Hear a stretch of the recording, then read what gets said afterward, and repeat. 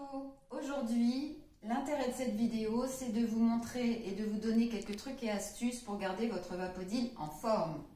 Vous savez qu'on met de l'eau de robinet dans le Vapodil, donc forcément il y a un peu de calcaire et tout comme une voiture où on fait sa vidange, eh bien Vapodil a besoin d'un détartrage régulier pour travailler correctement. Un bon conseil pour pouvoir regarder la qualité de l'eau, c'est à chaque première utilisation de la journée, c'est de faire un petit mélange d'eau. Donc vous rajoutez un peu d'eau à ce qui reste dans votre cuve, comme je fais maintenant.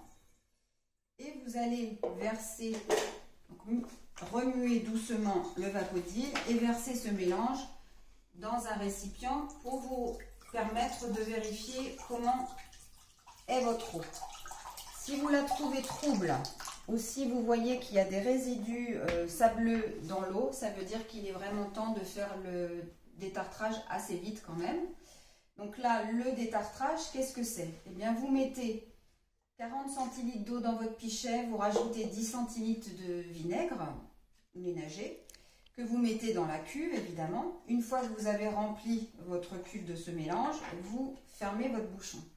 Petit rappel au niveau du bouchon, vous savez que vous avez un joint torride sur ce bouchon et qu'il ne faut pas l'écraser.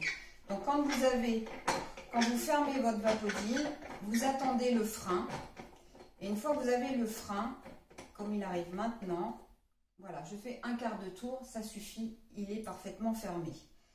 Le mélange est dans la cuve, je vais mettre le Vapodil en route puisque le vinaigre est actif à partir du moment où il est chaud.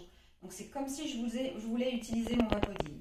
Je vais attendre que le voyant vapeur s'éteigne pour pouvoir le débrancher. Donc je vais éteindre, je vais débrancher mon Vapodil. Et là, je vais mettre mon petit code repère. Donc petit code repère, c'est quoi? Moi j'ai mis un petit scratch un peu fluo que ma famille connaît. Et à partir du moment où j'ai mis ce code au niveau de la poignée, ça veut dire qu'il y a de l'eau vinaigrée dans le Vapodil et qu'il faut absolument ne pas l'utiliser tel que, puisque vous allez sinon envoyer de l'eau vinaigrée dans le pistolet. Donc là, vous l'avez laissé poser la nuit. Moi, je préfère la nuit, comme ça, je sais qu'il va poser au moins 6 heures, mais pas au-delà de 24 heures, bien sûr. Hein, attention. J'enlève le lendemain matin ce petit code, puisque je vais rincer la cuve. Donc, je dévisse mon Vapodil, je vais vider dans l'évier le restant du mélange, et je vais rincer à l'eau claire 2 fois mon Vapodil. Une fois qu'il est bien rincé, vous allez pouvoir repartir 15 à 20 utilisations sans problème. Votre Vapodil est au top. Si vous partez en vacances, le conseil vraiment que je vous donne, c'est de ne pas laisser l'eau dans la cuve au-delà de 15 jours. Donc si vous partez plus longtemps, il faut vraiment rincer la cuve, la vider ou alors faire le détartrage aussi. Hein, c'est un petit conseil. Le dernier petit conseil que je vous donne, c'est que s'il crachote, si vous sentez que votre Vapodil, il crachote, ou s'il met vraiment beaucoup de temps, plus de 7 minutes à chauffer, c'est que je pense que la cuve est entartrée et qu'il faut vraiment penser à faire le détartrage. Donc après tous ces conseils, allez vérifier s'il a besoin d'être détartré. Je vous souhaite une belle journée, je vous dis à bientôt.